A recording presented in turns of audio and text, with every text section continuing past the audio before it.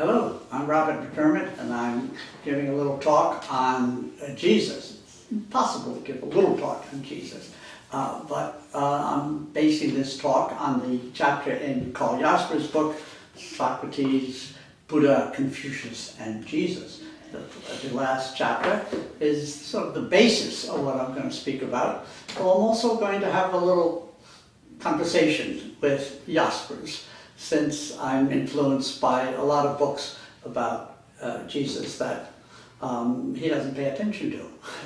He's influenced by a lot of books too. He's a great scholar, and I don't want to take anything away from what he knows or what he says, but it's not the only version of Jesus. It's not the standard version, either, though it might be an increasingly influential, maybe even dominant position. Well, that'll unfold as we go.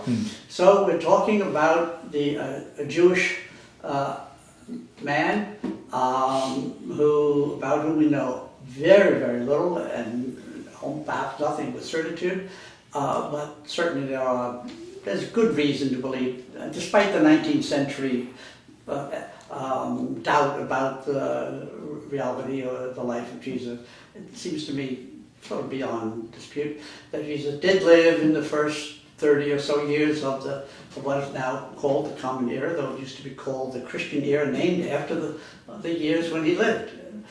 So of course the victors write history, and the Christians wrote the calendar in the 6th century actually.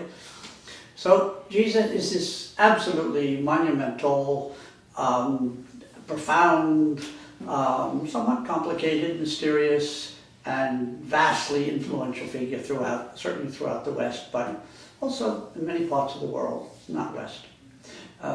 So what can be said, or what should be said? Well, what we know about Jesus is mostly from what's called the New Testament, which is kind of a controversial name because it suggests that the Hebrew Scriptures is old, but it's not really old, it's contemporary in the sense of it didn't have to be replaced from a Jewish point of view, only from a Christian point of view. So we should refer to the so-called Old Testament as the Hebrew Scriptures, and the New Testament you can call the New Testament or the Christian Scripture or the Christian Bible.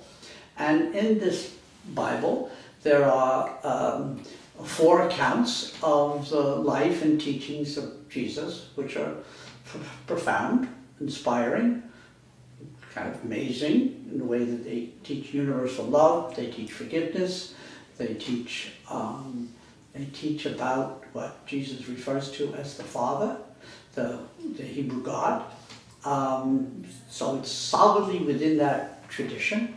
Christianity comes to be more and more influenced by Greek thought and Roman civil society, Roman political structures, etc. But Jesus himself was really dealt with almost nobody who wasn't Jewish, and the ones who are not Jewish are identified as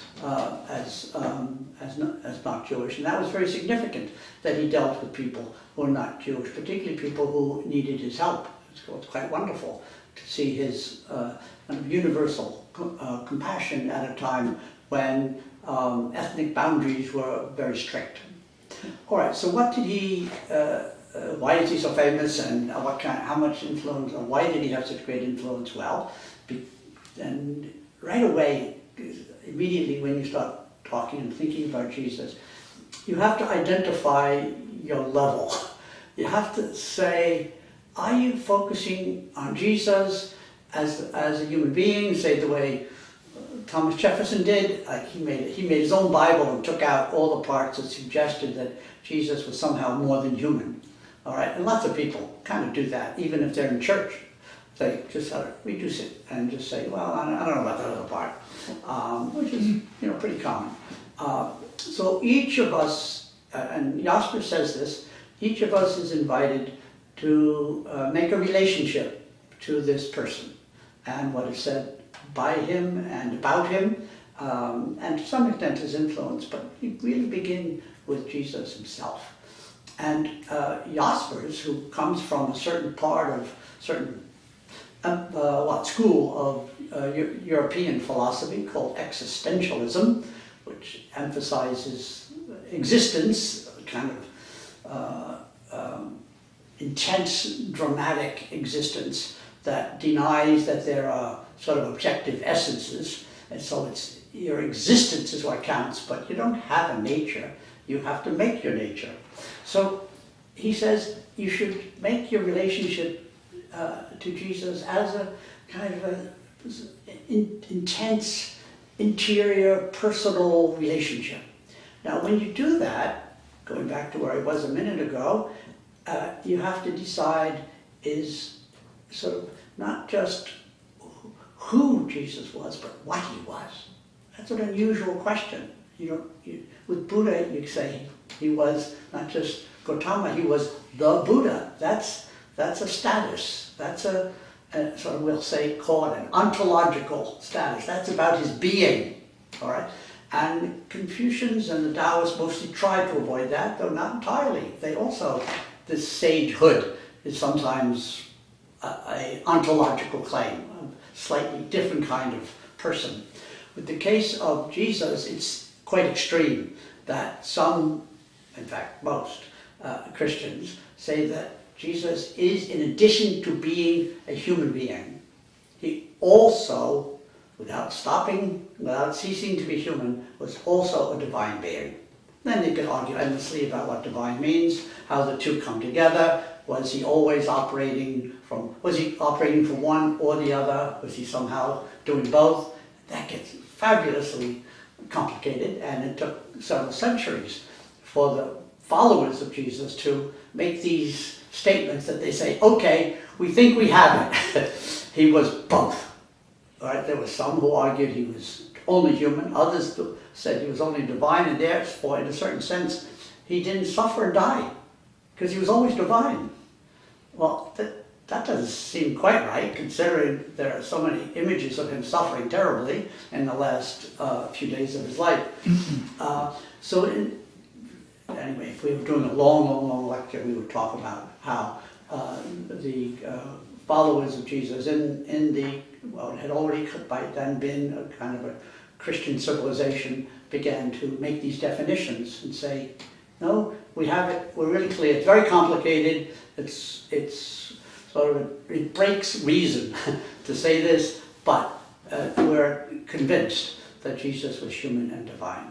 So when we read Gospels, he's somewhat impressed by Jesus as a human being, that his depth, his courage, his love, his influence, etc.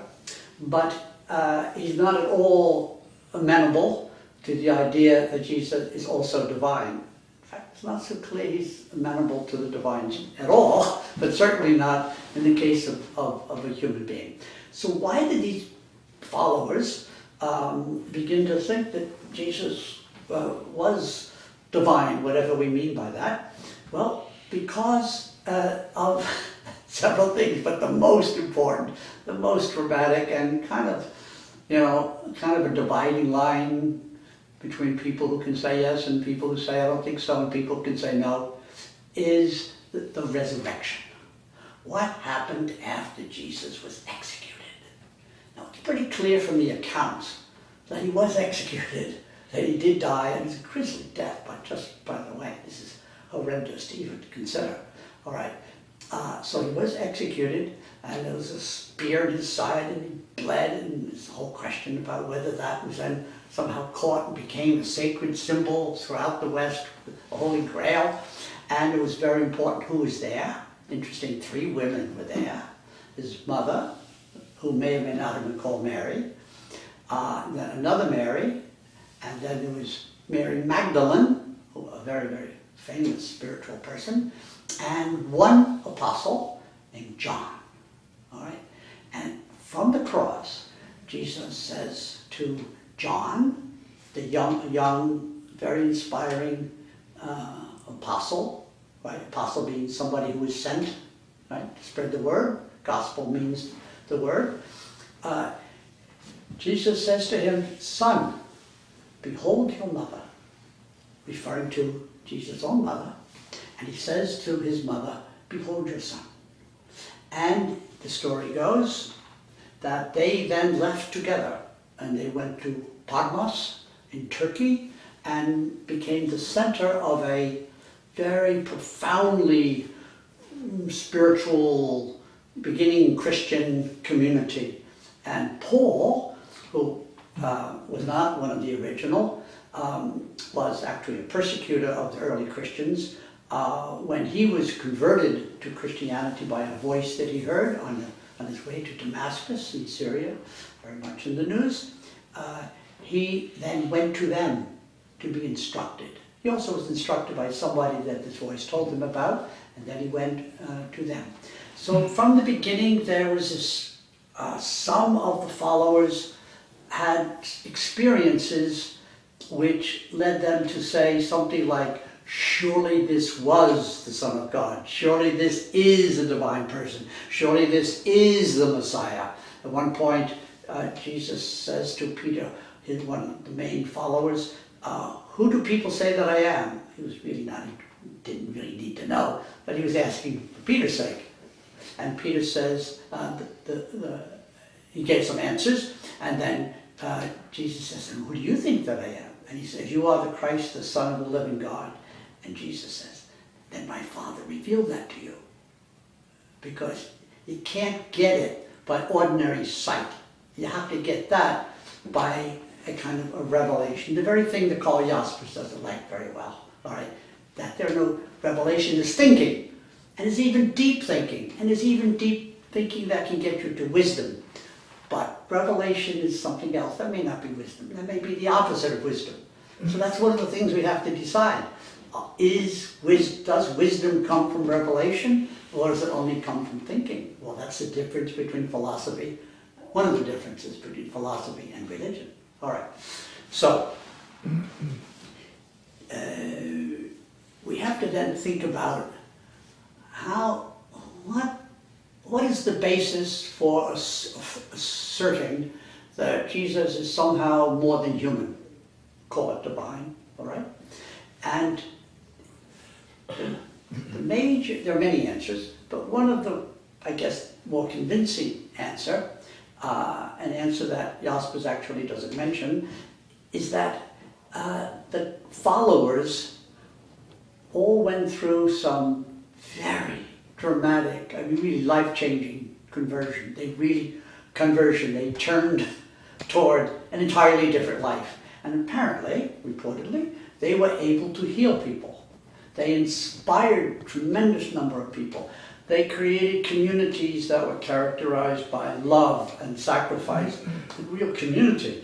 Furthermore, and this is really crucial, that after the death of Jesus, and I should have mentioned this earlier, sorry, after the death of Jesus, he was put in one of these big tombs. I always found it hard to picture this until I went to Jerusalem. I saw these big sort of side of a mountain and carving out in a big stone, and in there were bodies, like in the Lazarus, where Jesus says to his Lazarus' sisters, Mary and Martha, call him out, bring him out of the tomb, which I was thinking of sort of grave in the tomb. No, it was tomb. Anyway, Jesus went into this tomb, and then on Sunday morning, which is called Easter, right?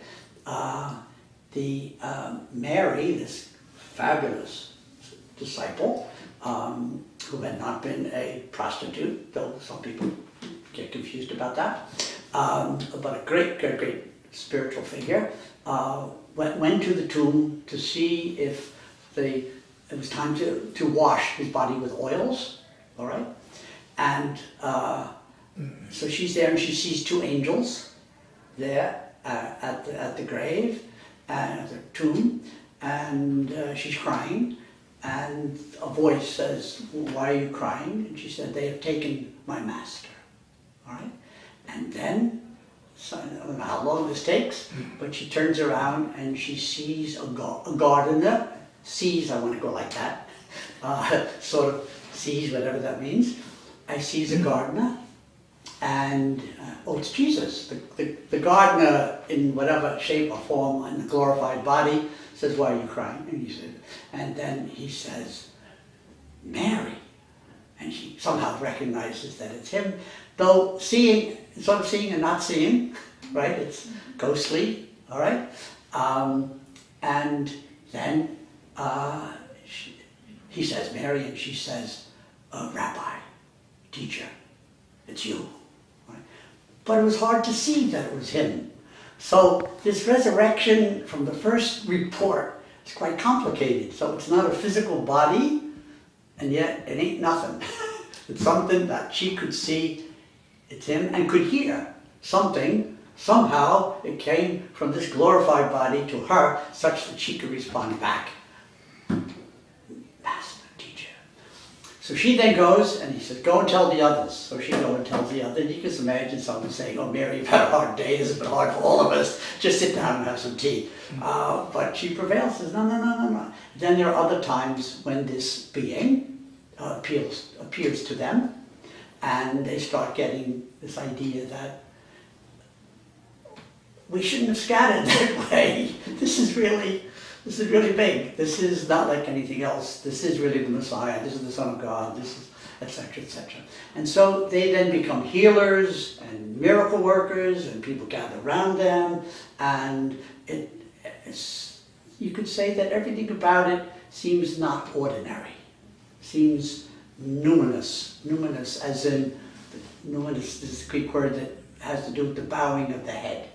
So you bow the head, that this is a mysterious and kind of an irreducible awareness of spiritual presence, the kind that you should have when you go to the Aurobindo Ashram or the Ramana Maharshi cave or something like that. You should, or to Varanasi, and you should be able to go and be quiet like that. So this is what some people say, can't you see the evidence in this? Can't you see that this is surely the Son of God? And other people say, actually, I really can't. And I don't even think there is such a thing. And that's what we're invited to talk about and think about. Is there such a being anywhere? And if so, how does the human and the more than human cohere? And are they related to each other? And so Jaspers has a lot of quotations about Jesus distinguishing the spiritual and the kingdom of God from earthly concerns. At the same time, Jesus was very concerned with earthly suffering, because every time he came across somebody who was sick or dying, right, he healed them and he gave them what they needed. So it's a very long, complicated story. Lots of books have been written, lots of lives have been lost by people disagreeing about this and that. So and using one of Jasper's favorite words, it's an existential question. It's a question that defines your life. Is this true? Is it still alive? How would it impact on my life if it were true? And what's wrong with people who think it's true when it's so clearly not? All those questions just loom up very quickly. A little bit like that with the Buddha or the Confucius, but this one is the big divider. It's even Muhammad doesn't have claims for him. The claims for him actually correspond parallel to Krishna.